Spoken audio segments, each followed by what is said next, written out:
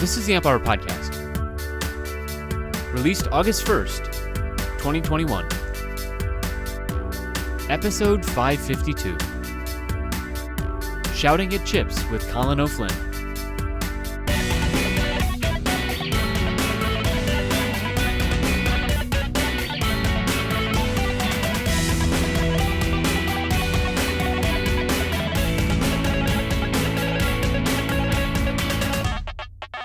Welcome to the Amp Hour. I'm Chris Gamble of Contextual Electronics. I'm Colin O'Flynn of New A Technology, and for one more month of Dalhousie University. All right, how you doing, Colin? It's been a while.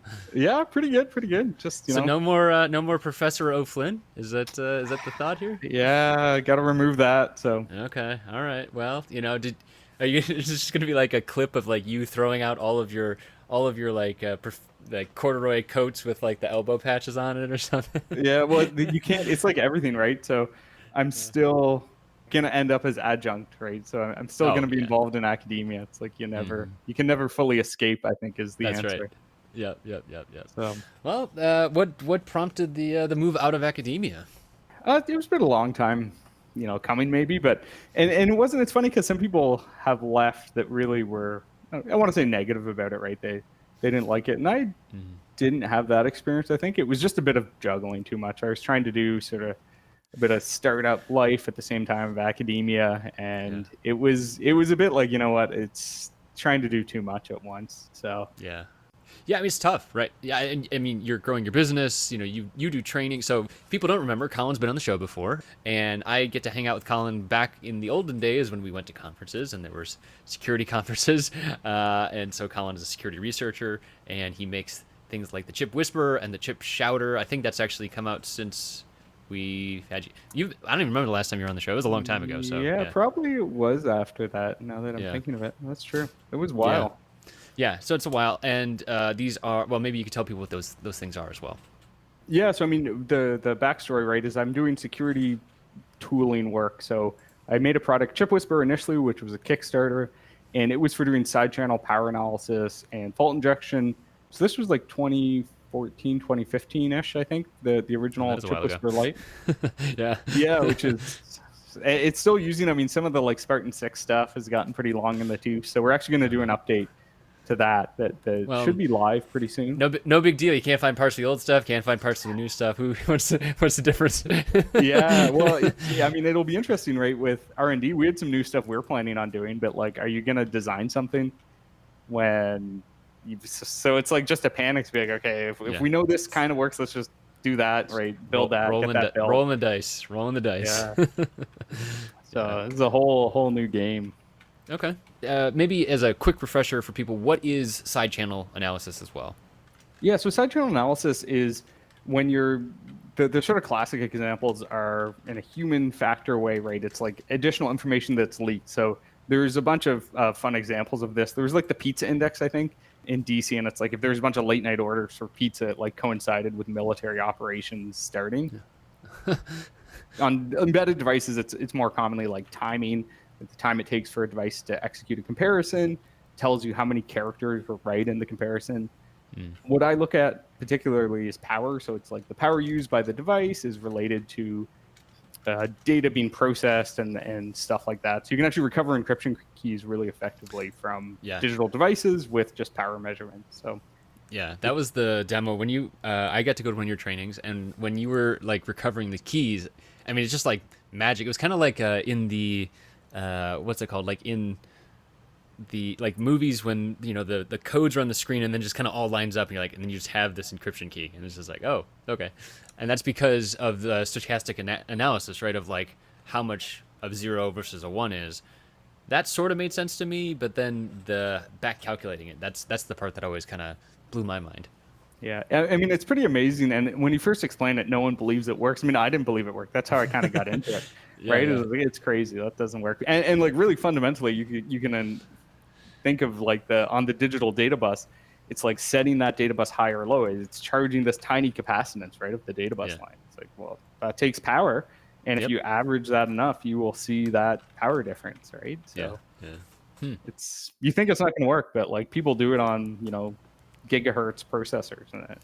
Right, right. It And still so, I works. mean, the tooling, like this chip whisper and stuff like that too, it's making it more accessible. I remember it was like more scriptable. It did Python stuff for writing scripts on it. And yeah, that Yeah, was, yeah, exactly. I mean, and that was kind of the backstory to it, right?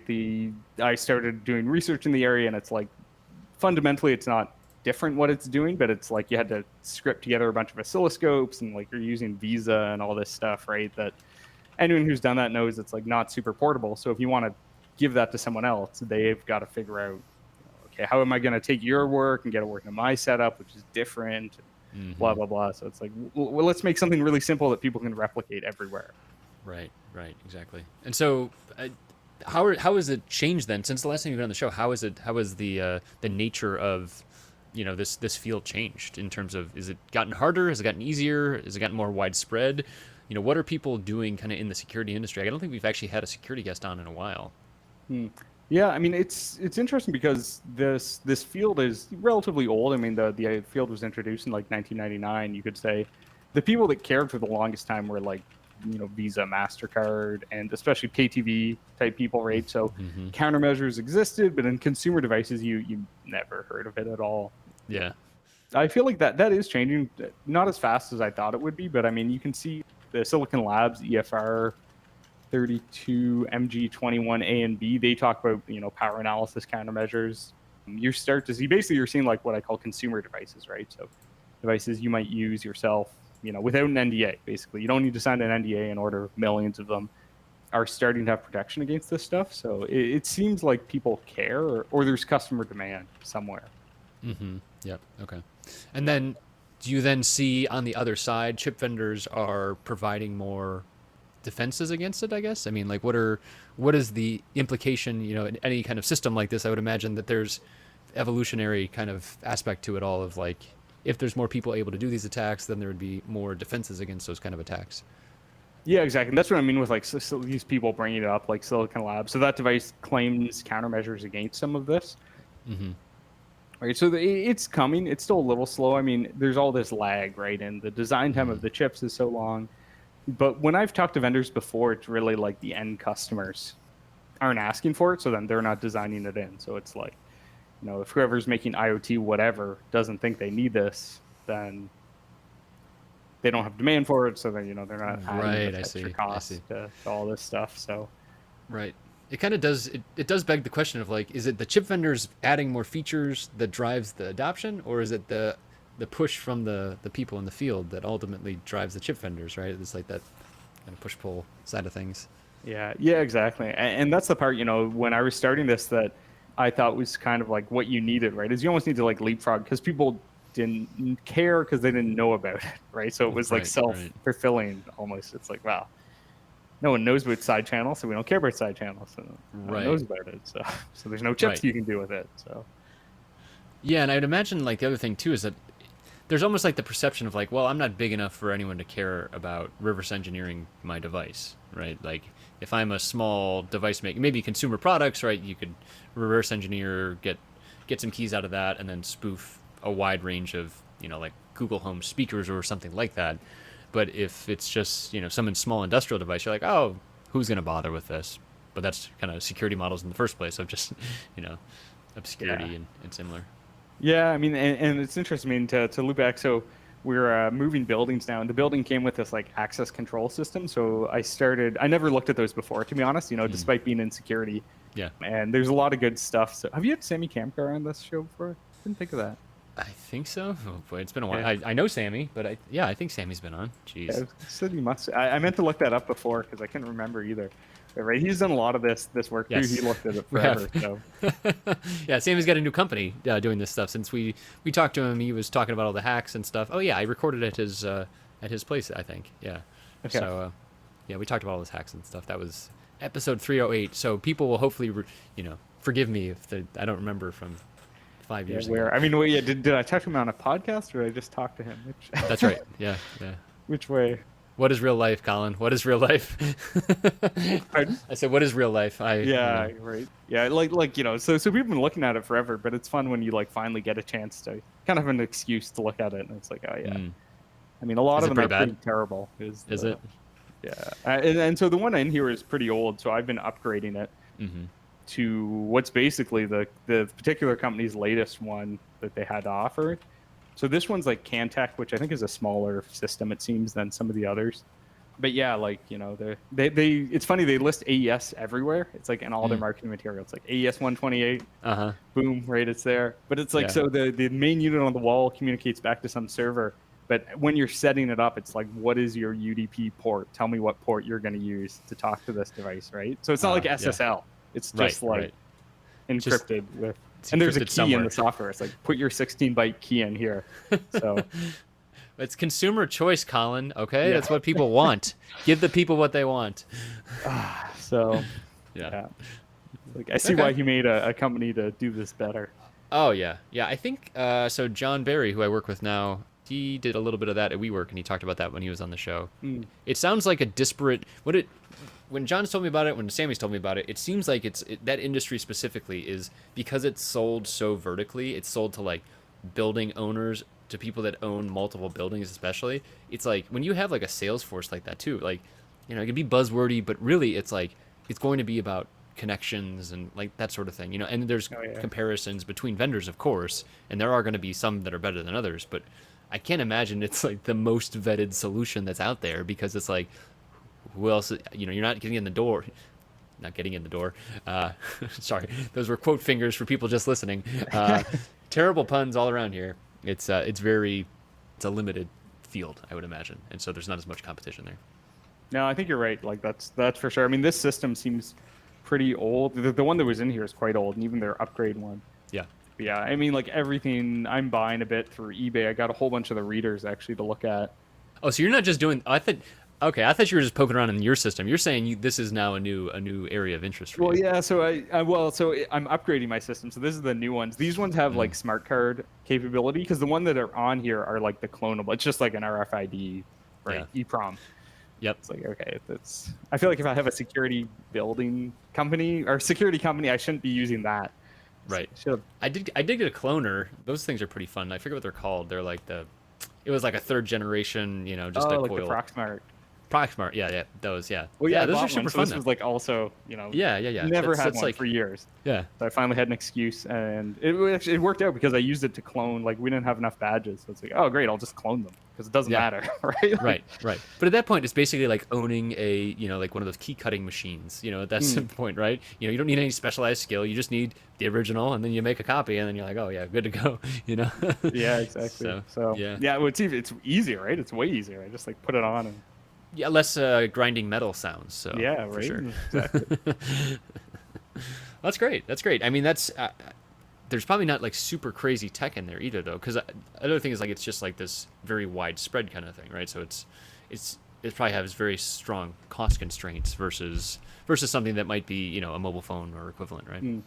Yeah, and that's part of that. See, so I ripped one apart, and it's like an STM32F0, or it's like multi-processors actually, because they have BLE and all this stuff Okay. in it. Because you can use your phone, you can use the high frequency cards, low frequency cards. Mm-hmm. But yeah, so the core processor that I think I haven't ripped it apart far enough to confirm that it has like an encrypted AES 48 or AES 128 bus over RS 485 back to the main unit, but Mm-hmm. there's an STM32F0 in there, and it's like, okay, so clearly it's doing software crypto in Right. that. So and that particular device I don't think has some of the higher level protection, so you can just dump the keys out of it.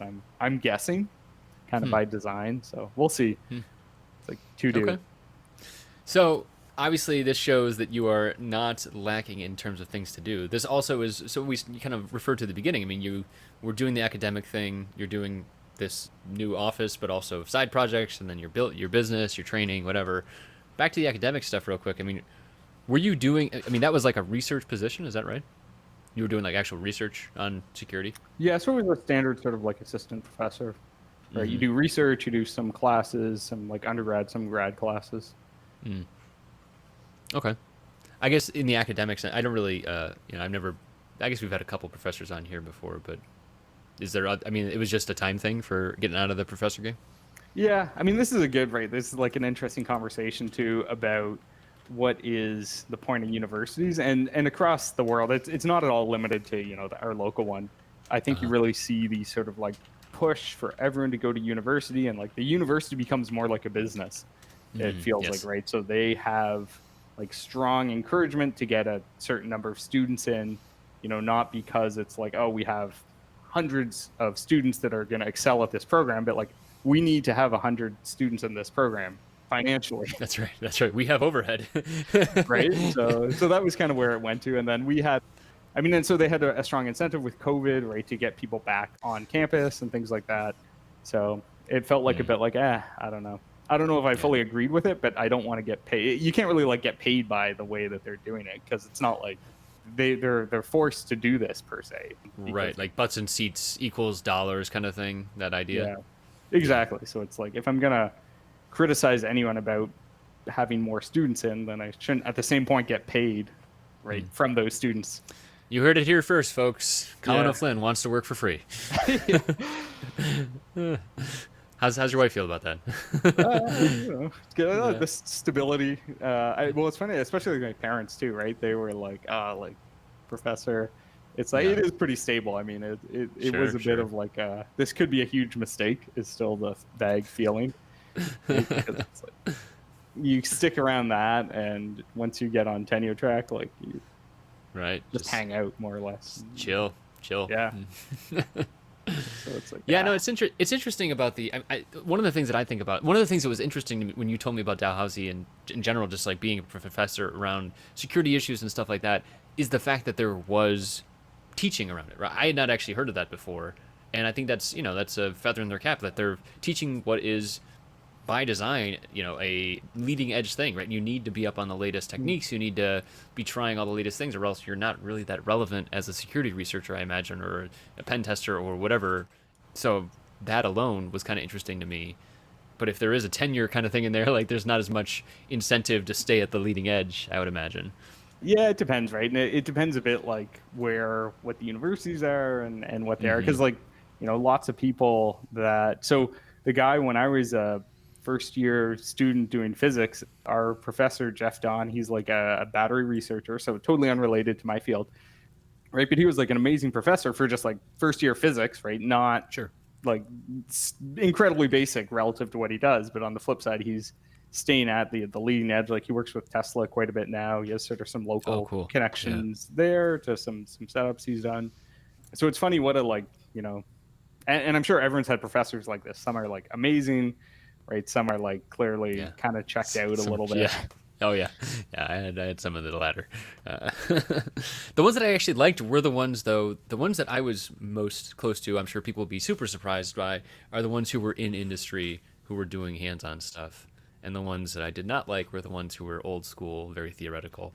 This doesn't fit my persona at all, of course. But I imagine that you were the former because you're still doing all this stuff and you're pushing stuff out there. So that's good. Yeah, I mean, it's interesting. It's kind of curious too. Like, so I'm not as looped. I mean, I went through Canadian university systems, but like it seems in Europe, it's much more common. People switch to industry, back to academia in terms of professors. Like, I've noticed that a lot with people I work with there. There's sort of very common shifts back and forth. Right, which is pretty interesting. Like I think here it seems very much like one or the other, and even going into industry, it's like, oh well, okay, you'll never be able to get back to academia because you won't have the publications kept up. So, right, exactly. Yep. Yeah, right, same like, same in the US, I think, and just pedigree becomes more of a thing. At least in the US, adjuncts seems like they get kind of not treated perfectly. Yeah. So no, that's the thing. It's a bit of a carrot. So normally, I think the idea is, or I think what it gets used for is like, oh, do an adjunct for a while, and it's like interning basically. It's like maybe we'll look at you when there's a position available. I see. Right. You can work towards the cushy thing as long as you work really hard for the first 10 years. Yeah, exactly. So I'm kind of doing it a bit because there's some students I was helping supervise and stuff like that. Yeah. So it's like officially it's easier if I stay as an adjunct because then you're tied in. Right. It's not like a hard cut then. Yeah. Otherwise it's like some of these students we'd need to find new for their supervisory committee and things like that. It's like I technically couldn't do it if I wasn't associated with the university anymore. And yeah, well, I'm sure there's push pull as well, right? I remember you end up hiring some people from the university too for new AE, right? Yeah, right. Which is a great way. I mean, and that's the other kind of value people put out there Sure. for the adjunct. It's like you meet interesting people that kind of want that, maybe want to leave academia but still work with you. So Yeah. Yeah. No, it's great recruiting pipeline. I mean, like I'm a very big fan of co-ops and internships. Co-ops are, a little bit better, I think, for the time and just the amount you can really sink your teeth into things. But overall, I think any kind of experience to just the real world problems is awesome. And to be fair, some college programs too, they import real world problems, and they either have sponsored research projects or equivalent, but mine did not do that, so I went yeah. external. Yeah. Speaking of research projects, though, so I had actually brought up your playing around with air tags as well. So this is something you had been doing, and then I talked about it on the show, and I very clearly showed that I had no idea what I was talking about as we were talking about it. I basically had looked at the post just prior. What was your interest in? Yeah, fake it till you make it, unless you don't make it. Yeah. So let's roll it back a little bit to that. So AirTag stuff. What got you into starting to rip those apart in the first place? What was the original? I think they just showed up as so when there's new stuff. Sometimes I'll order them, be like, yeah, this could be fun to look at. So yeah, I think I had ordered them. I had pre-ordered them just because it was like, this is an interesting thing, right? Little tracking device. Like, how are they doing that? So when they showed up, it's sort of like, okay. There was already a few teardowns of it by then, so it was kind of like, let's just see what's in them. To be honest, I poked around with them a bit, did some test point stuff. So they have a little NRF device in them, which is pretty interesting because it's a consumer microcontroller. You could, in theory, reprogram it. I'm often interested for a lot of these IoT things. They make really nice dev boards because, like, the little AirTag, right? It's just like a little thing like that. Sure. Yeah. If you could reprogram it, you can kind of use it as your own product for some, or not product, but your own little mesh thing. So yeah, it was a pretty interesting device. But then a few other colleagues, so Thomas Roth or Stack Smashing on Twitter, he had taken an exploit. Another guy, Live Overflow, or not sorry, not Live Over, Limited Results, had done this glitcher on the NRF. So he had looked at these like microcontroller that's in them, and he figured out how to glitch it so that you could recover the firmware. So I know Thomas. At the same time I was talking to him, I think he got this was like a good nerd snipe, right? I had like some photos I sent him, and I forget. I think it was night there. It was night in my time, so he was asleep. So I was like, okay, you're not doing anything this weekend, I guarantee it, because like here's these are super hackable because there's all these test points. It's like you can open the case. It's gonna be fun. So I'm pretty sure he like took a train to go buy them like right then. Nice, that's great. Yeah, and it was like a day later he had already attacked them. Yeah, like dumped it out. Yeah, and so I mean, so the NRF 52832 is in there. I remember that because I was trying to source them at the time. I was really pissed that they were, available to everyone except me. Not really everyone. But then the one thing that I had said wrong on that was the UW1 or whatever it is, the ultra wideband chip that's on there. I was completely wrong about what that actually does. It's like range finding, I think, and I thought it was like a radar. It was just really bad. High frequency RF. It's like a wiggle, but it goes faster. A signal that wiggles. Close. Yeah, pretty close. They say horseshoes and hand grenades and RF. That's how that phrase goes. So I don't know much about that chip either, actually, but let me just pull up on Black Hat. Where's this briefing? There's going to be a talk, so if you're interested, let's see this. Are you going to Black Hat? Black Hat's in person, right? Yeah, no, I'm not going in person. That's 0%. Got it. So it's like a hybrid model this year. Yeah, and they're doing some trainings that are all the trainings are virtual. Okay. Because I think maybe it was too risky, right, or anything like that. I think if someone's maybe you can space people out well, for normal talks and stuff like that. But if someone's breathing down your neck as you're trying to troubleshoot, it's like, okay, you're probably in pretty close proximity then. So yeah. That's the thing. So yeah, here you go. So if you're interested in that one, the U1, that is a great talk name. Wibbly wobbly, timey wimey. What's really inside Apple's U1 chip? Wow. So you're doing training this year as well, remote? Yep. I'm trying. We'll see how it goes. Have you done any remote trainings before? I always wondered about I do remote trainings as well, but there's no hardware aspect to it. I mean, people are on their own for contextual electronics pretty much. But I've talked to Joe Fitz about his trainings. He's went remote. I know Dimitri and Josh, thank you. Josh Datko. Yeah, they also do remote, right? So it's just like there is the security industry seems like it has at least the part I know has made some switchovers. So Yeah. I think, I mean, like, I only did one early on. Like, there was one I was going to do in person, and I switched to remote, and it went okay. It was like one team, so that was pretty okay, smooth because they could, help each other a bit. I think like what you missed, right, is when you're in class, you can walk around and like see if someone's having trouble, and like that's right. I think a big part of it that's missing. So like I know some changes. So like the advanced security training stuff. So that's like Dimitri and Josh and Thomas Roth was involved in it, and some other people Mm-hmm. too. They changed around a bit, so they would have like short videos and a lot of like interactive chat time and stuff like that. So Yeah, I think the issue is when you try to like just take like, we're going to do this training that was in person and just it's put tough. cameras in front of everyone. It's like, Yeah, it doesn't work yeah, very yeah. well. Yeah. Yeah. I mean, there So is something just about that high bandwidth nature. I mean, even now, right? Like the conversation we're having now versus the conversation we'd be having in person. mm, It's different. It's not necessarily worse, but it's just different. And I think from I don't know, like I've done some, even just remote conferences, I think it's really a focus kind of thing. There's just like that. I think something in our hindbrain is like, oh, there's another human in the room. So I have to like, it's like a different way of paying attention, I think. So yeah. I mean, did you do many remote conferences? I did a couple. I did like a few and kind of stopped. I was like, Yeah, my whole screen time went down. I stopped doing like meetups. I'd throw meetups, and I just scheduled one for in person, the first one in person in 16 months, and I was like, yeah, I just gave up last year. I couldn't do it anymore. I couldn't work all day in front of a screen and then do a meetup in front of a screen too. And it was just like as much as I wanted to see people, it just wasn't good. So yeah. I feel that was kind of my results too. It's like, yeah, I mean, but if this goes out on time, it probably will not. This will go out Sunday night. If people hear this and you're in Chicago, you have about 10 hours to get to a meetup in Chicago because it's on the Monday after. So, you'll get a few more people. yeah, maybe not. It's okay. See. I'm gonna do more in Durham. Assuming the world doesn't blow up again.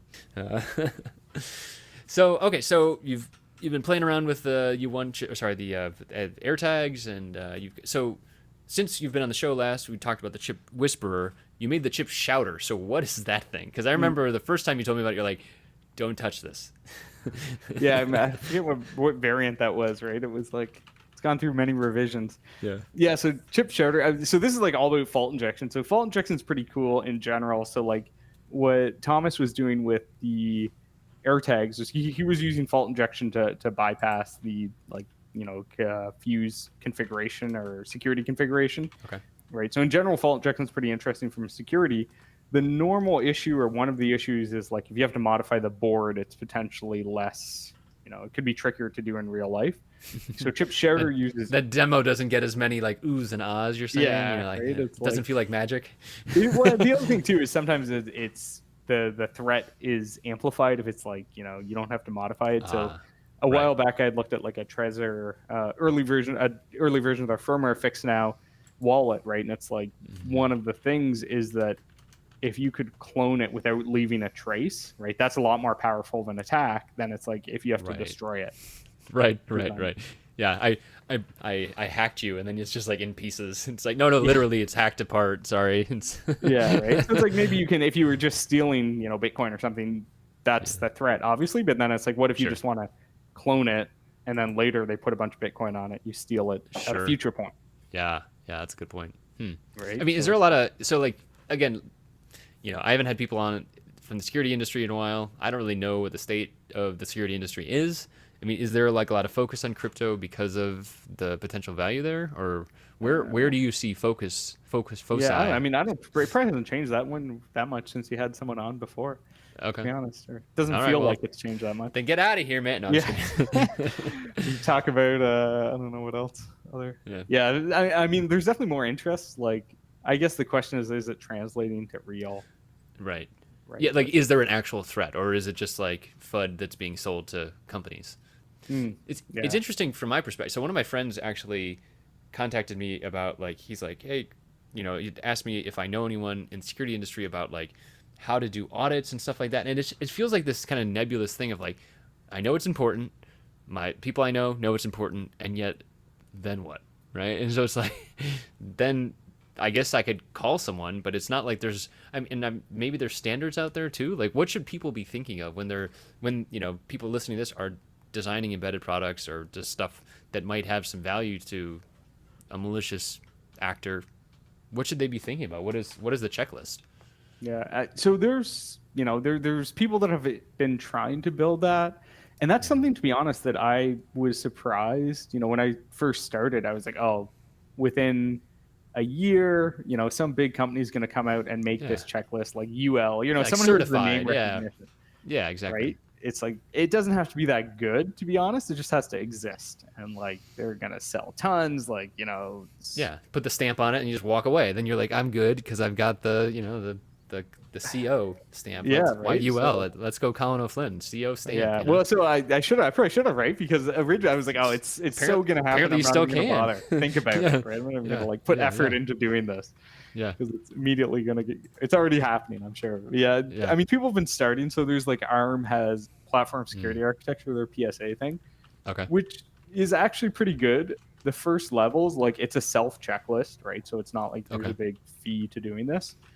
And I bet I could pull it up here. And like at the lower levels, it's like pretty simple stuff. It's like, did you turn on debug interface logs, right? Stuff like that. So sure. So and it's more about having that checklist to be like, okay, you should check it, and you should check it on the final one because there's like, I've looked at devices. I think one of the Nest, either the smoke alarm or one of their smart locks, I looked at it and it didn't have debug lock enabled. Not.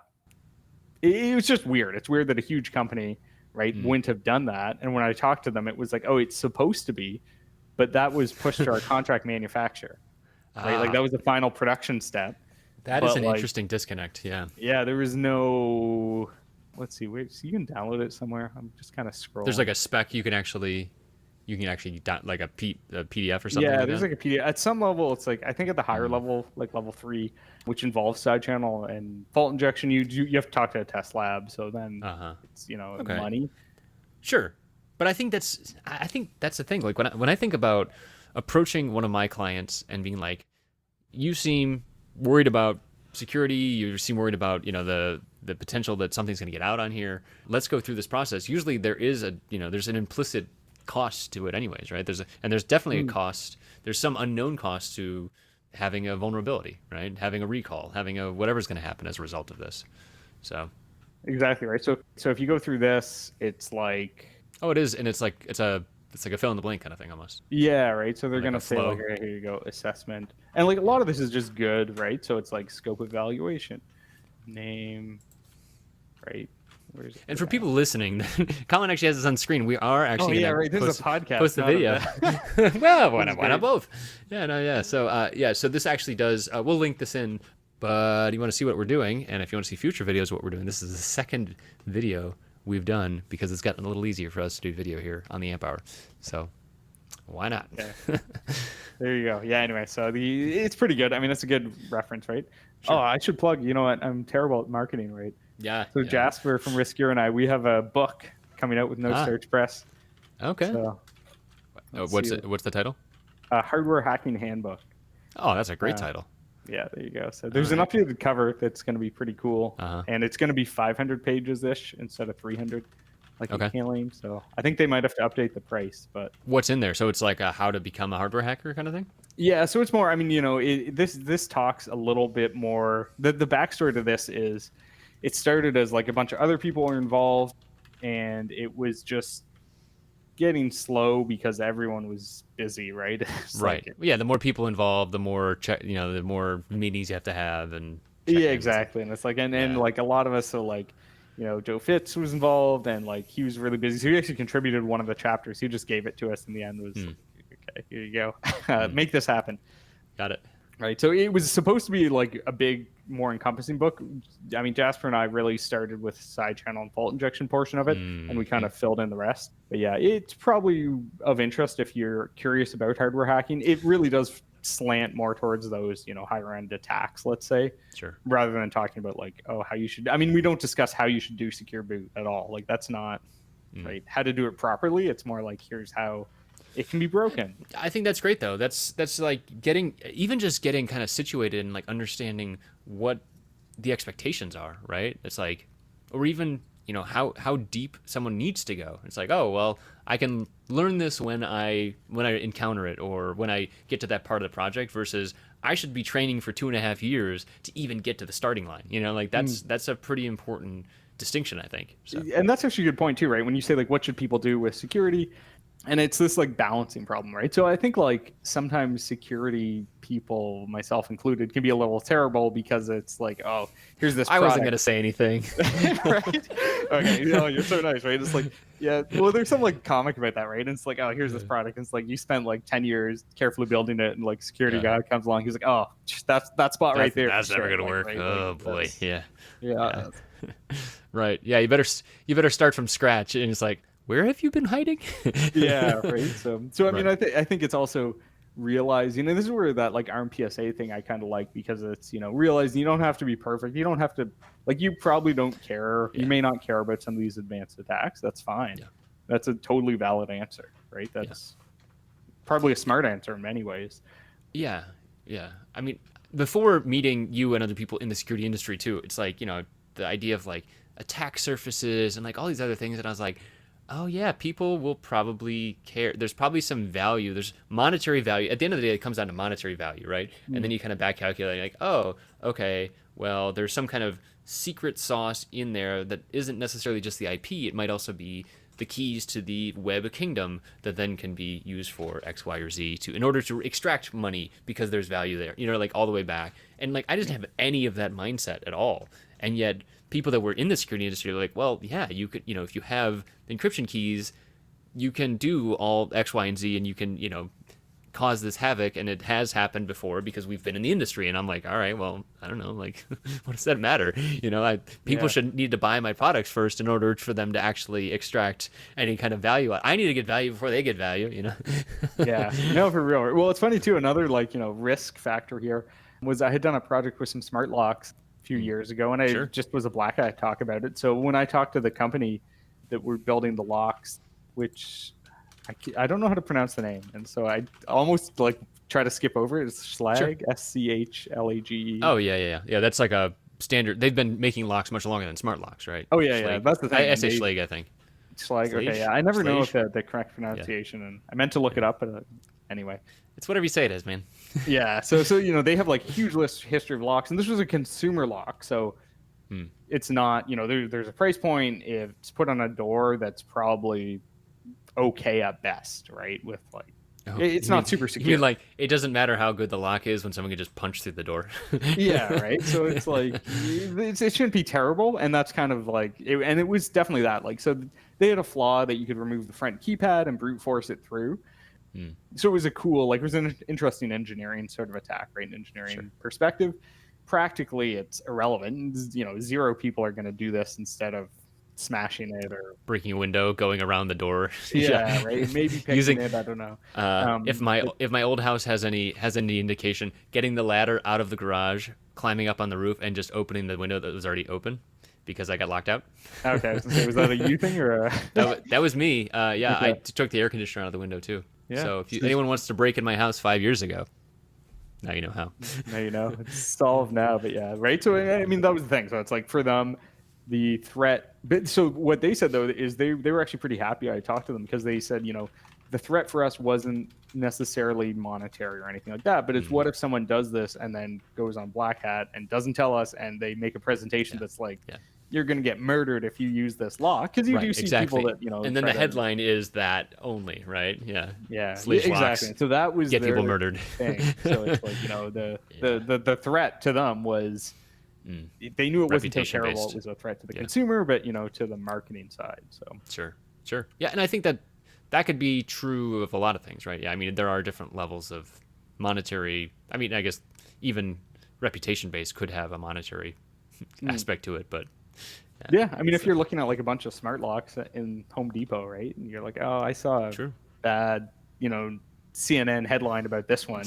Yeah, right. And they're all kind of the same. Like they're pretty similar, all these things, right? It's like I don't think it takes that much to nudge people one way or the other. So, and it's funny for them. For him, the guy I talked to, worked out really well because he's like, yeah, they were just setting up, the IoT security stuff and figuring out budget.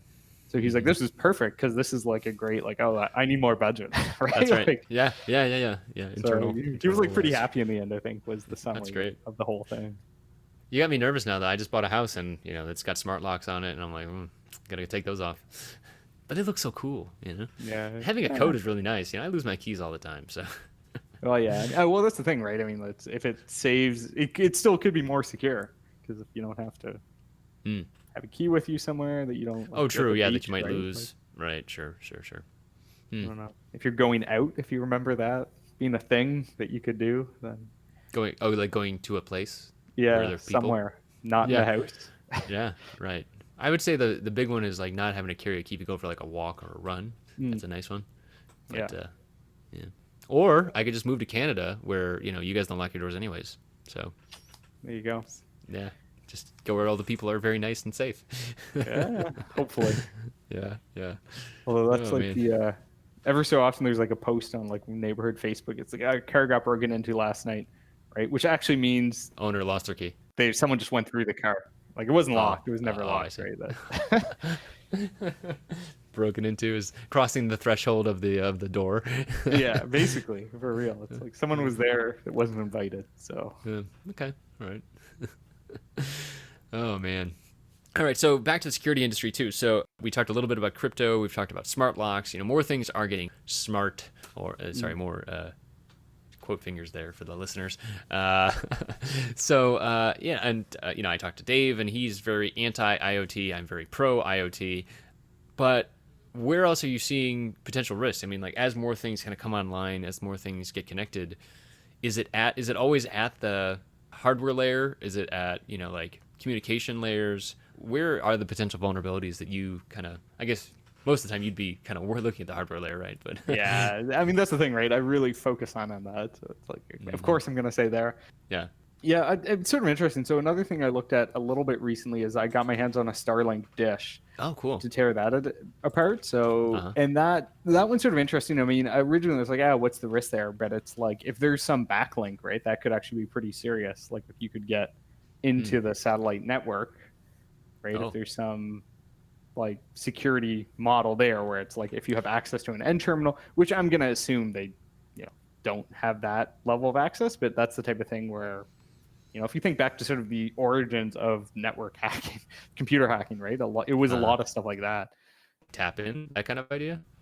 Yeah, right. So it's like who knows what you could do, right? It's all pretty new, all this stuff. So okay. Yeah, I mean, there's definitely a lot. Like I'm kind of curious if you're gonna start seeing BitLocker for embedded device, right? So it's like, are people gonna lock out, or not BitLocker, right? Are people gonna like ransomware your devices? Interesting.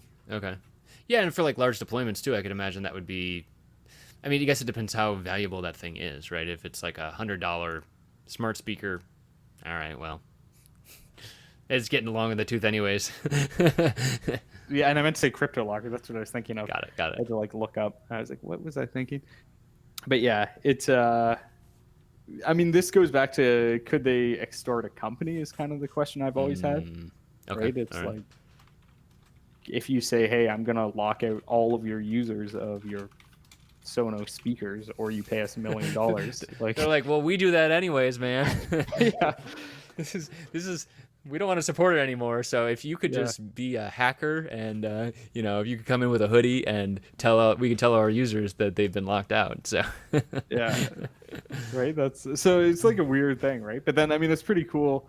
On the flip side, it's like getting stuff recovered that have been made end of life. Because with all the IoT stuff, right? If the server, you see these like whatever that juicer was that the server went offline. It's like, yeah, no, you can't use your juicer or whatever. Yeah, right. So one thing I realized we didn't talk. So we started talking about the ship shouter, but we didn't actually say what it is. So, what is it? I like a sidetrack here. So electromagnetic fault injection. So basically, what it does, it has an inductor at the end of it. You dump a really powerful pulse. So really, what you need is a big current change to generate a strong magnetic field. That magnetic field, or V equals LDIDT, right? Yeah, right. So there's your university. It has a use.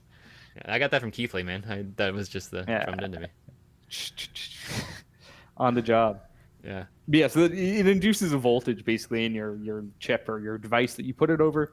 So when you induce that voltage, that's gonna, it could flip bits in memory. It could mean like the bits at a node, or the voltage at a node, which maybe is like a bus line, has changed such that it reads the wrong value or anything like that. So Okay. So it's kind of like nudging the program counter into the next thing over or something like that kind of idea. yeah, I mean, it can be a whole bunch of stuff, right? So like a pretty common one, a sort of pattern you see a lot of bootloaders and other devices do is like, something's going wrong, like it's going to fail a password check. It just goes to an infinite loop. Uh-huh. And so it's like, and it's just a while one loop, right? Or they just call exit, which actually just ends up being a while one loop. Right. But it's like if you skip over that loop, if you can get out of the loop, then it's actually the rest of the code is sitting right there, right? So it's like because the programmer, the compiler assumes like, okay, right, it's all compressing it down and right. Yeah, right. So then it's like if you jump out of the loop, it actually just keeps running everything that it wasn't supposed to run. So I never really understood that about like doing firmware dumps. So like the idea of like, I'm not sure if it was like the chip shouters, I've seen things like that before, where like you just do something to a device and then it just automatically dumps its firmware. I don't. How does that work? Yeah, I mean, well, so it depends on the devices, but a lot of those, it's like, so there is a really good example. Mika Scott did one with like a USB device, and it needed a bit of triggering, but it's like if you do a device that's sending back data, right? Say it sends back a data buffer, and inside the firmware somewhere, it's going to have like a USB read, or USB send, or whatever the command is, and it'll be like send this data buffer and this much of the data buffer back. So it's like if you corrupt how much to send, it can actually cause it to just continue to read memory. And if the address map is such that the firmware is there, it's also going to read the firmware out of it and stuff like that. Got it. That's cool. Yeah. Okay. All right. That makes sense. And actually, that's a pretty good example of one where, like, to loop back to what should people do and really basic stuff. It's like if you have sensitive data or even your firmware, right? If you put a invalid memory segments, right, throughout your memory map, you'll kind of block that because the issue comes out when it's like there's a data buffer in RAM. You can read that data buffer because it's supposed to be read, and then you can just continue to read, forever. But if you can just put invalid memory segments, like a lot of the memory managers, like even Cortex M0, I think a bunch of them support it. Maybe not M0, but like M4 for 3 sure. 3 or 4, yeah, sure. Right, so like, which nowadays lots of people use. You can put like invalid memory segments that are kind of like landmines. So if it hits that, it's gonna go to an exception. Yeah, right. Oh, that's cool. Okay, that's it. Yeah, I'll definitely have to check out that list. I've never seen anything like that, but it's important to. Okay, so when you're using the chip shouter, then so it's basically dumping EMF into a device and just kind of hoping it does the right thing or the wrong thing, I guess. Yeah. Well, so the timing, right? So normally there's like all this timing stuff. That's the thing with glitching. Like sometimes it's pretty easy. So it can be startlingly easy how this stuff works. It's like, on boot. So a common one is right when the device is booting up, you hit it with something. So it's like reading from memory a configuration or fuse, and then based on that fuse, maybe it turns on or off a JTAG lock. So if like at the right time you skip over turning on the JTAG lock, it just comes up on lock. So several of the like more interesting or I'd say more used glitches or stuff like that, where it's like they're just trying to dump memory, so they get the device to come up and disable, not show its JTAG lock status or some lock status thing. Okay, yeah, that makes sense then too, because from having JTAG access, you can just go and peek and poke at memory and just pull it all out then. Yeah, exactly right. Then it's pretty straightforward most of the time. So. Okay. Do you get feedback from your users, like Chip Shouter, Chip Whisperer? Do you get to hear about this sort of stuff, or does it go kind of dark after you sell it? Yeah, a little bit. So like, I mean, also, have you ever emailed, HP to be like, thanks for the scope, this is what I did with it? Well, but they're not as friendly as Colin O'Flynn is, Okay, so I mean, I think a lot of people don't do it just because they end up doing. But and really, Hillary's more friendly too. I mean, like if you can get a hold of Hillary during the customer support process, it's gonna be a lot nicer. Life will be easier. Yeah, that's right. I mean, that was the kind of cool thing, right? That I was happy I did with Chip Whisperer is like because it was kind of targeting academics, you also see the results in papers. So like That's we do nice. see Yeah. quite a bit of output in that. So I always like to see, like what people are doing with it. And even if I go like since 2021 on Google Scholar, you can see, hey, here's like 58 papers that people Mm, have used, and some of them, sometimes it's just a reference to it, but you'll see sure. people doing like a lot of deep learning stuff. It's pretty cool because people implement entirely Oh new stuff on wow. FPGAs and use Chip Whisperer to test some of that. And That's something I wouldn't have thought of, but that actually makes a lot of sense because if you're trying to basically, I mean, even the simple demo that I had tried out and got working, it was basically pattern matching. But now if you start to put higher levels of compute against it, I guessing you could probably draw out even crazier amounts of even more stuff in the noise, basically. mhm. Yeah, So, exactly, right. So hmm, yeah, so that's the cool thing that I kind of like that feedback, right? It's like pretty yeah, interesting to see people, and we'll see blog posts that's pretty cool, and like yeah, yeah, people will use it in other courses, which is pretty neat to see. So yeah. it's like the plus side of the sort of more open source, open side of things is you do see that feedback, right? That I think if you're just selling to finished product only to whatever Right, people right. like commercial companies, you're never going to hear. Through a distribution channel, right? You're just like, all Yeah. right, well, someone probably bought 50 units because I just have to restock 50 units. Yeah, right. So it's like Yeah, where, who knows? yeah. Well, on the topic of restocking 50 units, one way that you and I interact pretty regularly is on the consulting forum and hearing about sourcing woes. But I think you started that thread about sourcing woes. But how has it been sourcing for things that have FPGAs and Yeah, great. Life microcontrollers? is the Yeah, best. I love it. yeah, awesome. All right, great. Yeah, Done. we did it. Next topic. No. Yeah, I mean, it's been weird. We've avoided some issues. We've definitely got hit with some stuff. I don't think we've had to stop any production yet Okay. for it. I don't know if that'll happen. I think the bigger hit is on like our like there's stuff that we're gonna do with R&D that I didn't bother because it's like don't have time to do the R&D and then do a prototype and like I Right. just need to buy stuff now. Yeah. Right? That's the killer. So I think like I don't know. I worry about a lot of small companies too if we're gonna see more issues because like there's a lot of people like me that have a small company with a few products that are pretty margin sensitive, I think, right? And it's like you sell some products, you use that money to fund a new run and buy some more product, blah blah blah. But it's like now it's like, oh crap, we might need to buy a year's worth of chips for something we might be doing. So actually, I'm doing that now because we have a new capture board chip whisperer Husky coming out that I'm setting up a crowd supply for. But like it's like I'm gonna buy 100 or 200 at least quantity parts for some of the stuff that I'm pretty sure we're gonna end up using in the final production. But that production won't happen right for maybe a while, right? Like, Right. You're just pre-buying for safety, basically. yeah, exactly. So it's like really it screws up all the cash flow stuff because it's like okay now. Right. Small business cash flow. Yeah. Yeah, so I don't know. So it's a weird time for a lot of this. Like, I don't know. We'll see what happens. I guess. Okay. Well, I mean, yeah, you mentioned like supporting older stuff too, so I mean that's been okay as well, like in terms of sourcing old stuff. I guess another thing that I wanted to bring up is that you are a pretty big proponent of your desktop pick and place. I'm curious about how that's been going. I mean, is that still a tool in your arsenal, or use it less these days because of time? Yeah, I mean, so we've used it less as our volume's gone up a bit. So in some ways, and that was always the thing. It was really good. It helped, especially when we were smaller with cash flow, because you could do stuff like buy, parts that were going to be an issue to store them, and then parts that weren't going to be an issue, right, or were more expensive, we could run later. Some of that's gone down though, because I mean, like JL PCB or JLC PCB, right, doing their like super cheap. I don't know if you've used that at all. That they're like, No, not yet. Yeah. okay, yeah. So they do. It's absurdly cheap. Would be how I described it. I don't know if it's changed recently.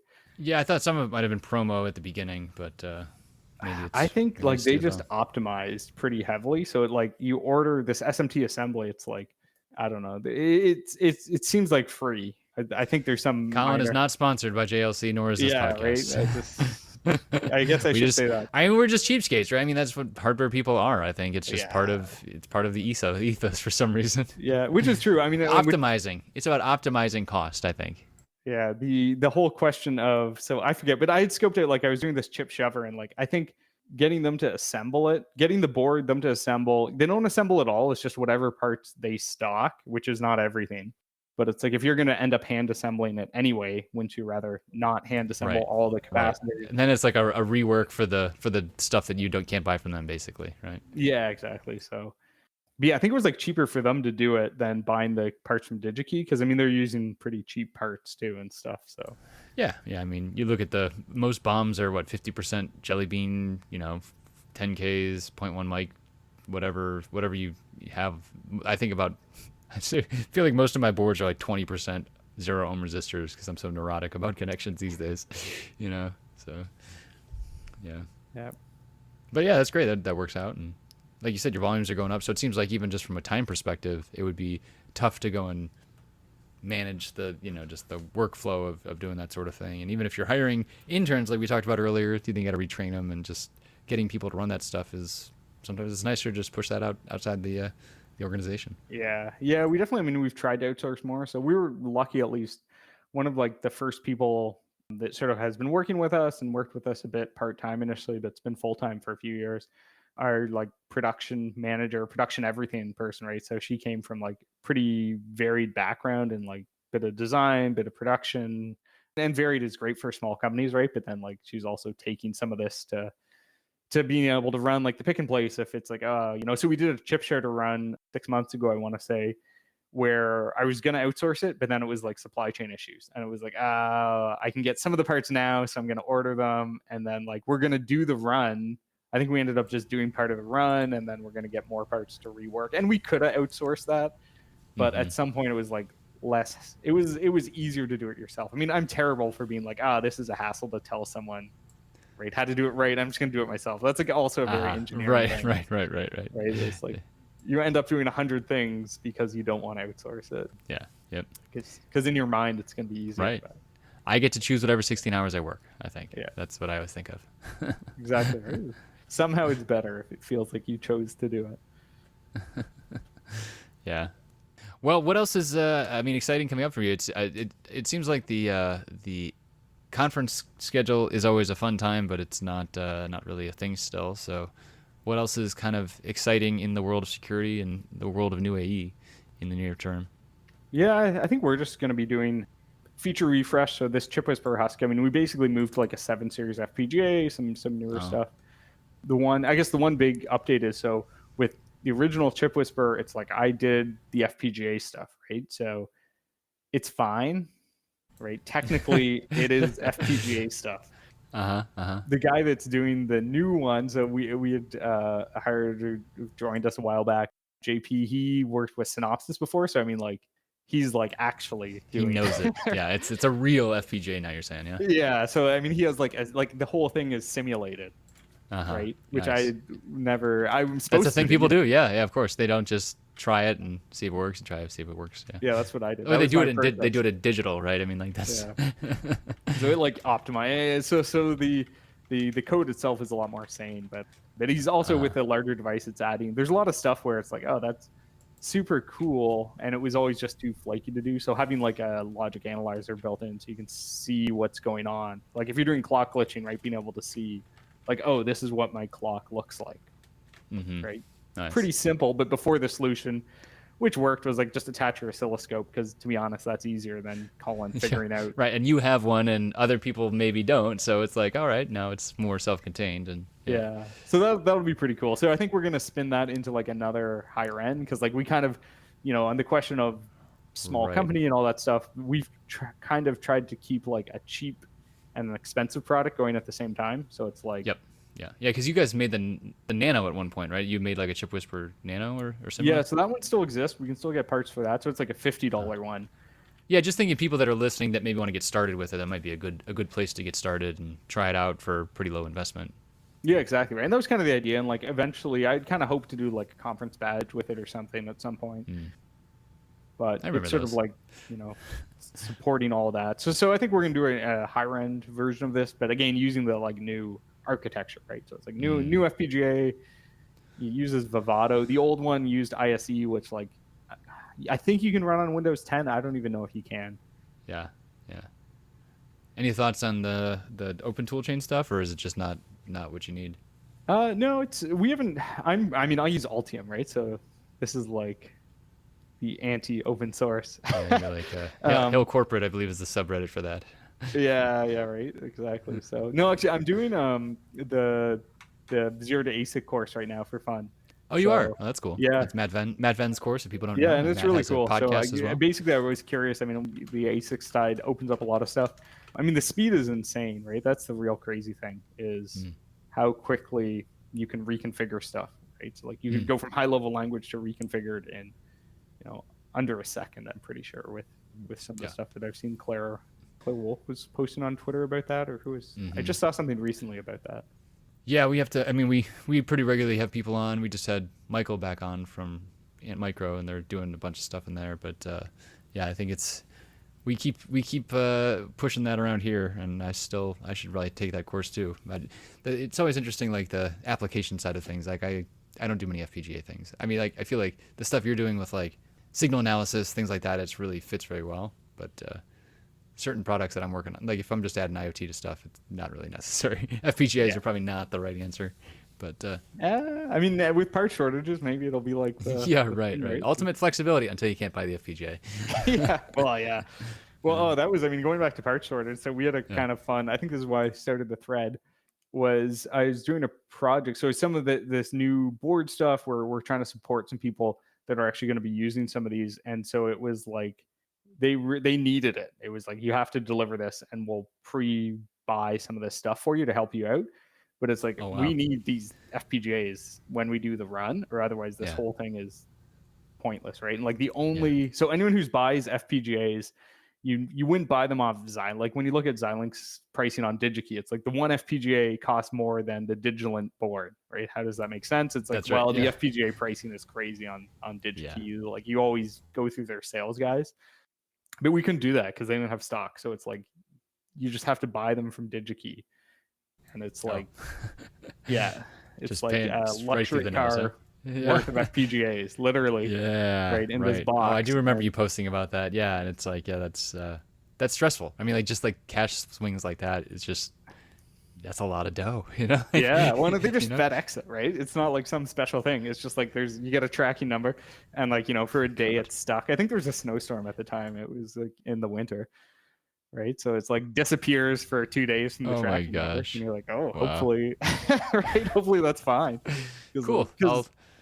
I'll breathe again in 2 days. Yeah, right. It was like once it was here. I think until I shipped the boards out, then it was like, okay, now I feel better. Because also it's like, what if it gets lost? And they've got insurance, so yeah. But then I can't get the money's useless, basically. That's right. Yeah, the parts are actually what matters. Right. Yeah, so it's like that's what I need. Yeah. I'm just like, oh man. All right. Well, Colin, this has been a wild ride back into the security field. So I appreciate you coming on, especially last minute. People don't know Colin was my knight in shining armor here that would come and talk to me about security stuff. So thanks for joining me here today, and it's good catching up, man. It's been too long. So yeah, it'll be good in person. Do you have any in-person plans for conference or anything? Then I am supposed to go to the Embedded Linux conference out in Seattle in September, end of September. Yeah, we'll see if that goes off. I don't know. Right now, it's not looking good in the States, so I don't. Yeah, that's the thing. It'll be good to see people again. I mean, I might do. There's some academic ones, COSAID and Cardis, in Europe in October, November. But I was thinking originally, maybe. But I'm not super bullish on the state of the general population's. The world basically too. Yeah. Anyway. All right. Well, hopefully happier times are ahead, and we'll get to hang out soon. Yeah. Thanks again for joining. Good to see you again. Good to catch up. All right. Thanks, Colin. Talk to you soon.